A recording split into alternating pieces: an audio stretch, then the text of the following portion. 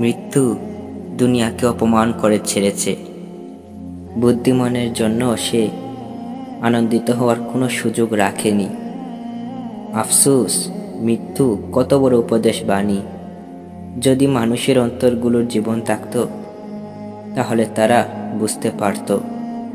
কিন্তু আজ মৃত্যুর খবর যেন নিছক একটি সংবাদে পরিণত হয়েছে। কেউ মারা গেলে চোখে পানি আসে ঠিকই, কিন্তু অন্তরের পরিবর্তন আসে না।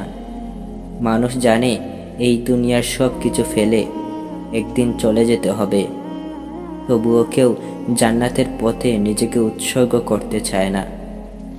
কারণ দুনিয়ার মোহ তাদের চোখে আখিরাতকে অস্পষ্ট করে ফেলেছে। একদিন তোমার নামের পাশে লিখে দেওয়া হবে, ইন্না লিল্লাহি ওয়া ইন্না ইলাইহি রাজিউন। তুমি তখন বলতেও পারবে না, একটু সময় দাও, আমি ফিরে আসতে চাই। তুমি আজ বেঁচে আছো কারণ আল্লাহ তাআলা তোমাকে সুযোগ দিয়েছেন।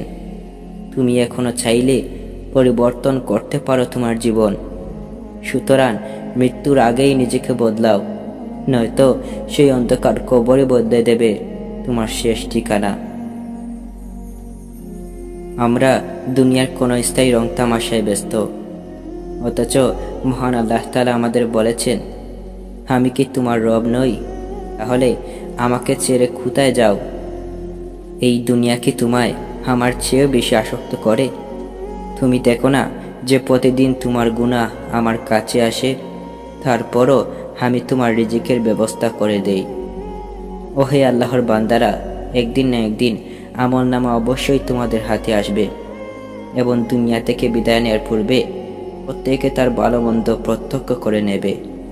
দিবারাত্রি ও প্রতিটি মুহূর্ত আপন গতিতে দ্রুত পার হয়ে যাচ্ছে। অতএব শীঘ্রই আখিরাতের জন্য প্রস্তুতি নাও, আমলের দিকে বেগবান হও, কারণ মৃত্যু এমন এক বস্তু যা হঠাৎ এসে হাজির হয়ে যাবে।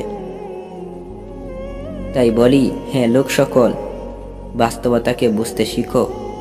দুনিয়া হলো এমন এক দুঃখা যার প্রেম ভালোবাসা আমাদের অপদস্থ করবে।